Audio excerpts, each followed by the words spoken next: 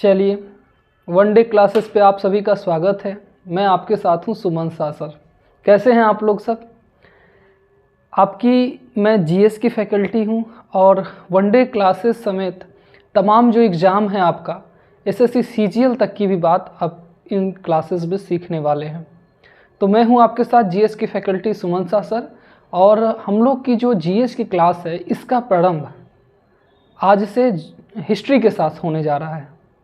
तो हिस्ट्री से संबंधित जितने भी आपके क्वेश्चंस आ रहे हैं सारे एग्ज़ाम में, इसके बारे में हम तमाम तरह की चीज़ों के बारे में सीखने वाले हैं। आप में से जो हमसे पूर्व परिचित हैं वो जानते होंगे, कंसेप्ट के साथ फैक्ट हमारी विशेषता रही है और वो विशेषता आपको यहाँ पर भी देखने को मिलेगी। आज की जो क्लास है ये इतिहास की इंट्रोडक्शन क्लास है। इसमें आप देखेंगे किस तरीके से इतिहास का सिलेबस है और कहाँ आप शुरुआत करते हैं और साथ ही कहाँ आप इतिहास को ख़त्म करते हैं।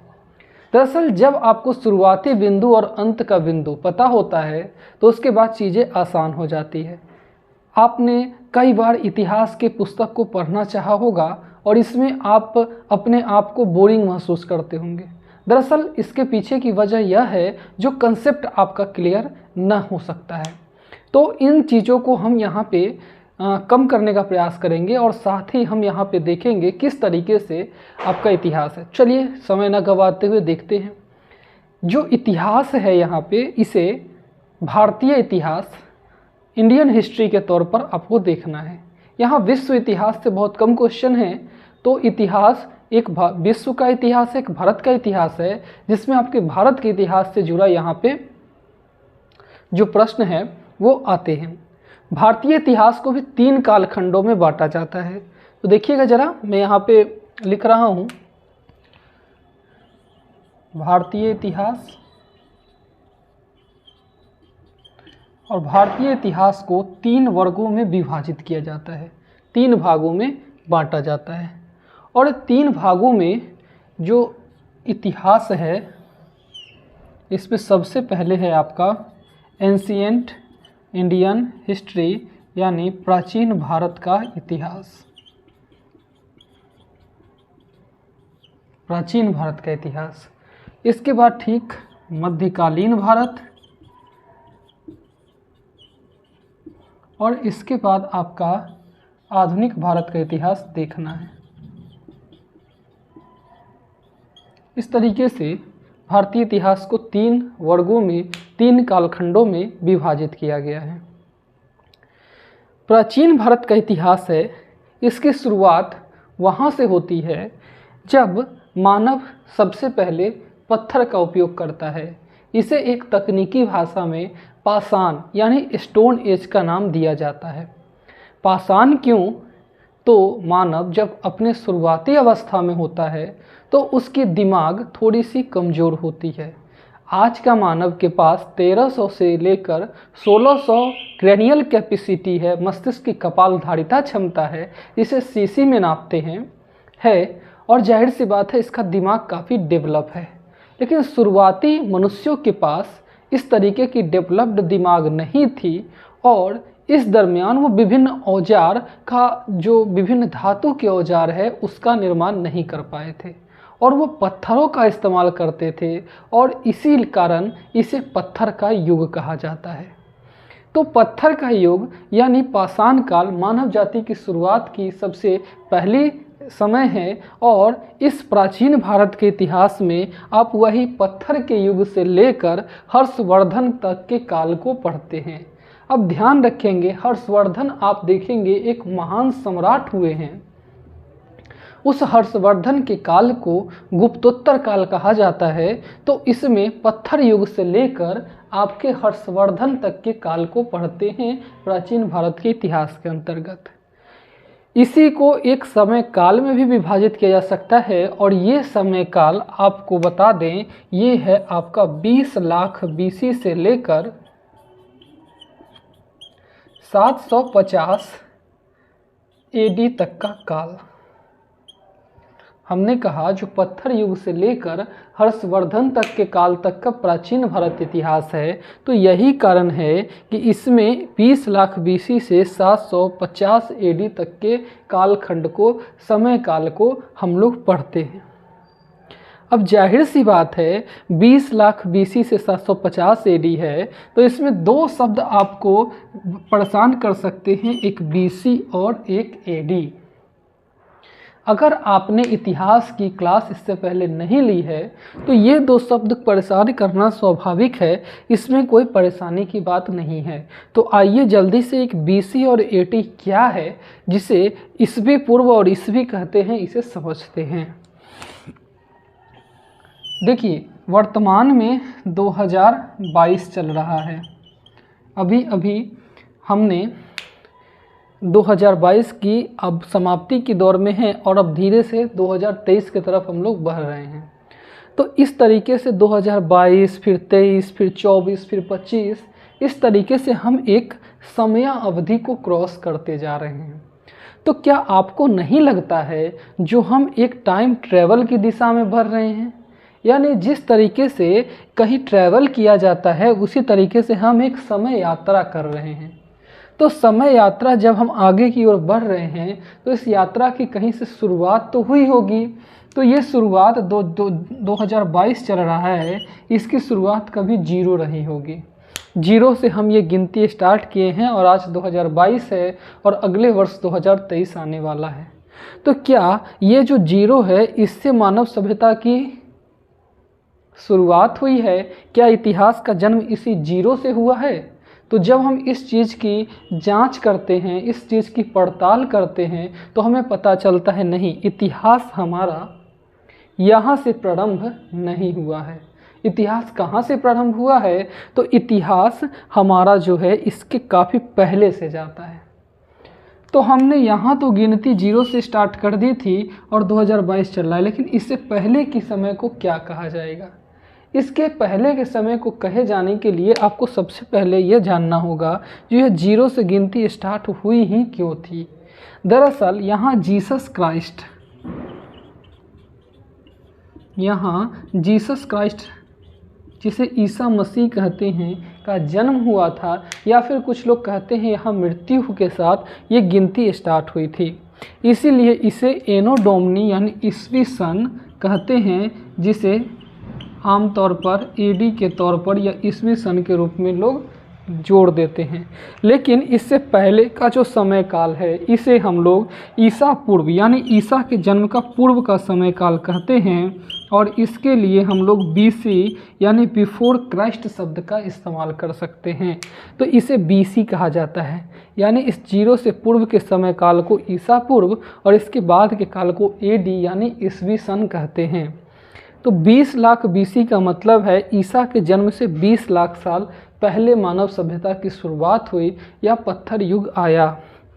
एक चीज़ आपको और ध्यान रखनी है, जो इस जीसस क्राइस्ट से जो पहले का समय है इसे हम लोग उल्टी गिनती के तौर पर गिनते हैं, जैसे -1, -2, -3, इस तरीके से हम उल्टी गिनती इधर की तरफ गिनते हैं। जबकि आपका जो ईस्वी है इधर का जो चीज़ें होती हैं इसमें हम 1, 2, 3 करके इस तरीके से 1, 2, 3 करके सही गिनती गिनते जाते हैं। इस तरह आप BC और AD के बारे में सीख चुके हैं। तो हमने देखा जो किस तरीके से यहाँ पे आपका प्राचीन भारत का इतिहास 20 लाख BC से 750 AD तक का समय चलता है। इसके बाद मध्यकालीन भारत का इतिहास 750 AD से लेकर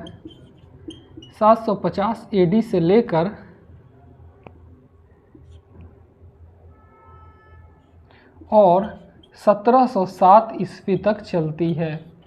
ध्यान रखेंगे ये दोनों क्या महत्वपूर्ण है, क्या ऐसी घटना हुई थी। तो इस मध्यकालीन भारत में यहाँ हर्षवर्धन की मृत्यु हो जाती है, जबकि यहाँ मुगल साम्राज्य का पतन हो जाता है।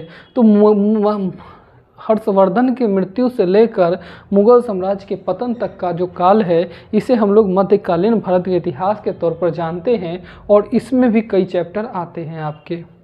आधुनिक भारत का इतिहास 1707 से लेकर हम लोग इसमें 1947 तक का इतिहास देखते हैं, और इसे कभी कभी 1990 तक का इतिहास को भी इसी के अंतर्गत जोड़ लिया जाता है। ये है आधुनिक भारत का इतिहास और इसमें आप देखते हैं जो किस तरीके से यहाँ अंग्रेज आते हैं और साथ ही उनसे आज़ादी को लेकर संघर्ष अंग्रेज भारतीयों द्वारा किया जाता है। तो इस तरीके से जो आपकी 3 कालखंड है, प्राचीन भारत का इतिहास, मध्यकालीन भारत का इतिहास और आधुनिक भारत का इतिहास, इसकी घटना यहाँ पे हो जाती है। अब देखिए हम लोग को पढ़ने का तरीका क्या होगा। हम लोग पहले अब एक टॉपिक लेंगे प्राचीन भारत का इतिहास और इसके सिलेबस को यहाँ पर डिस्कस करेंगे और एक एक करके अब अगली क्लासेस के माध्यम से हम एक एक टॉपिक को डिस्कस करते हुए जाएंगे और तमाम ये फिर से जो आपका 1 डे क्लास है इसकी जितनी भी क्वेश्चंस होंगे उस लेवल की हम यहाँ पे तैयारी करते हुए चले जाएंगे। इसके बाद जो आपका मध्यकालीन भारत का इतिहास है फिर इसके जब प्राचीन भारत एक बार कंप्लीट हो जाएगा तो हम मध्यकालीन भारत का इतिहास उठाएंगे और उसके तमाम टॉपिक्स को हम यहाँ पे डिस्कस करते हुए चले जाएंगे। जब एक बार फिर मध्यकालीन भारत का इतिहास कंप्लीट हो जाएगा तो अगेन हम आधुनिक भारत का इतिहास उठाएंगे और उसके तमाम चीज़ों को पढ़ते हुए देखते हुए हम चले जाएंगे। इस तरीके से हमारा तीनों कालखंड कंप्लीट हो जाएगा और इतिहास से बनने वाले जितने भी क्वेश्चन हैं वो सब आपकी पकड़ में होंगे। ठीक है, तो चलिए आज का जो पहला हेडिंग होगा वो है प्राचीन भारत का इतिहास। ठीक है, चलिए बनाइए एक प्राचीन भारत का इतिहास।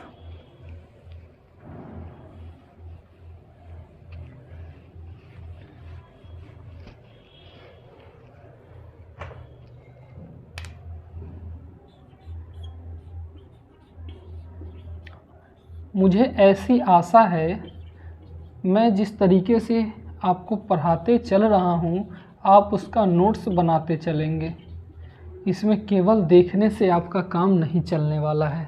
तो मेरी आशा सही है, आपको नोट्स बनाना चाहिए। इसका तमाम चीज़ें यहाँ डिस्कस होने वाली है। फिर इसके बाद आपको और ज़्यादा कहीं से परेशान होकर चीज़ों जुटाने की ज़रूरत आपको नहीं पड़ेगी। ठीक है, तो चलिए प्राचीन भारत का इतिहास। और आप जानते हैं इसका समय काल कितना है, तो इसका समय काल है 26 लाख BC से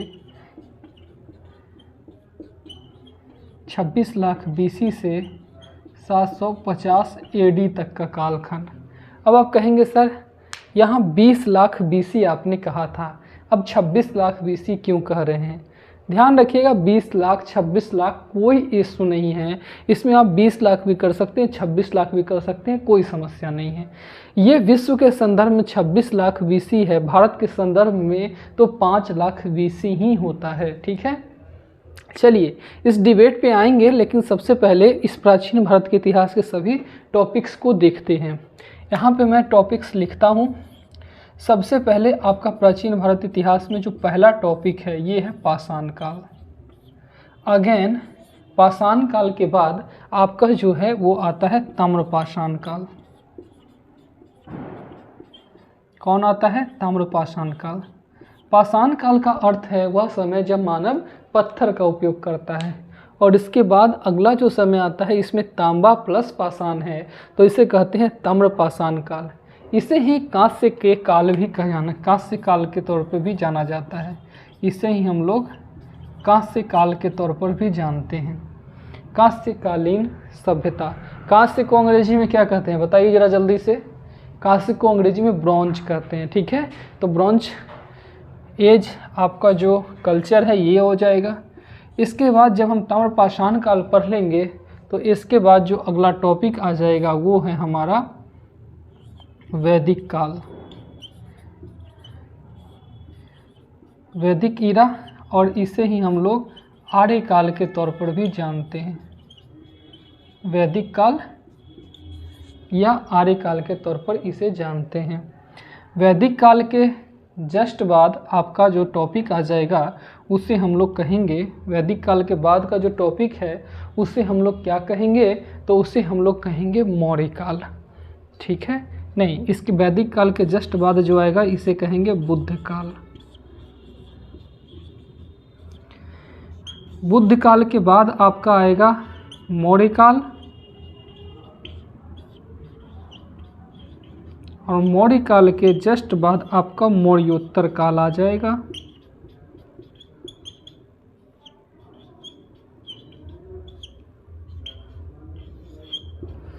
और मौर्योत्तर काल के ठीक बाद गुप्त काल,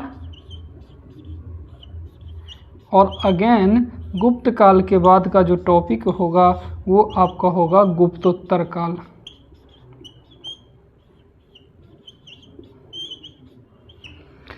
इस तरीके से ये 8 टॉपिक प्राचीन भारत के इतिहास की कोर टॉपिक है। इसी के सारा आपका टॉपिक आने वाला है और इससे बाहर कोई भी टॉपिक नहीं जाती है, ध्यान रखेंगे। ये प्राचीन भारत इतिहास का मुख्य टॉपिक्स है। अब एक एक करके ज़रा यहाँ पे डिस्कस कर लेते हैं और इसके बाद आपको कुछ नहीं करना है, अब केवल और केवल आपको सुनते जाना है और एक एक टॉपिक जब करेंगे वहाँ पर आपको लिखना है। तो हमने एक शुरुआती घोषणा आपके लिए ये कर दी, जो प्राचीन भारत इतिहास में केवल आपको ये 8 टॉपिक पढ़ना है, इसके अलावा कहीं पे कोई दिमाग नहीं लगाना है। तो ज़रा सुनिए कैसे कैसे एक चीज़ हुई है। पाषाण काल। पाषाण काल शुरुआती वह अवस्था है जब मानव सबसे पहले पत्थर का उपयोग करता है, तो वो काल पाषाण काल कहलाता है। इस समय मानव की दिमाग थोड़ी सी कम विकसित है और जाहिर सी बात है वो अपने लिए आसपास की चीज़ों पर ध्यान देता है और उसे पत्थर दिखाई देता है, और यही कारण है जो वह वहाँ पर पत्थर उठाता है। तो वो जो आपका जो है यह है आपका पाषाण काल, यानी पत्थर का काल। पत्थर के काल के जस्ट बाद आपका जो है वो स्टार्ट होता है आपका ताम्रपाषाण काल। इसमें आप ब्रॉन्ज इसकी कल्चर कहते हैं, इसमें कॉपर एज के तौर पर भी इसे जानते हैं। तो कॉपर एज की जब बात करते हैं तो कॉपर एज में आप देखते हैं किस तरीके से आपकी मानव जाति यहाँ पे तांबा का इस्तेमाल करने लगती है। क्या आपको पता है कांसा कैसे बनाया जाता है? तो आप जब इस चीज़ की पड़ताल करते हैं तो आपको पता होता है तांबा और टीन दोनों को आपस में मिलाकर कांसा बनाया जाता है।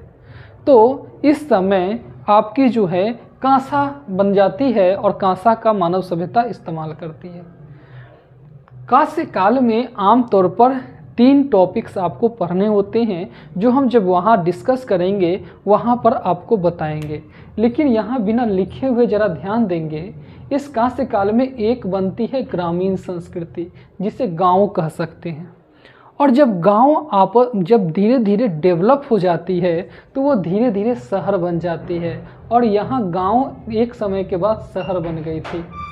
और जब ये शहर वापस से कोई परेशानी में आती है तो गांव आ जाती है। जिस तरीके से कोरोना का फेज आपको याद होगा, कोरोना के फेज में जब यहाँ पर बहुत ज़्यादा समस्या आने लगी तो शहर से लोग गांव की तरफ चलते गए। तो इस तरीके से इस कांस्यकालीन युग में 3 फेज आते हैं। एक बार गांव बनता है, ये शहर बनते हैं, और ये फिर से वापस गांव बन जाते हैं। यहाँ आपके दिमाग में एक चीज़ ब्लिंक कर रहा होगा, जो सर ये गांव आखिर डेवलप्ड कैसे हुआ पहली बार। अच्छा, इस चीज़ को जानने के लिए आपको थोड़ा पाषाण काल की ओर एक बार फिर जाना होगा। पाषाण काल वह समय है जब मानव पत्थर का उपयोग करता है, और इसे भी 3 भागों में बांटा जाता है। पाषाण काल में एक जो आपका समय होता है इसे कहते हैं निम्न पाषाण काल, या इसे हम लोग कहते हैं उच्च पाषाण काल। नहीं, एक है आपका निम्न पाषाण काल, और एक आपका जो है वह है मध्य पाषाण काल, और एक है आपका नव पाषाण काल। तो निम्न पाषाण काल को पूरा पाषाण के तौर पे भी आप लोग जानते हैं, यानी पुराना।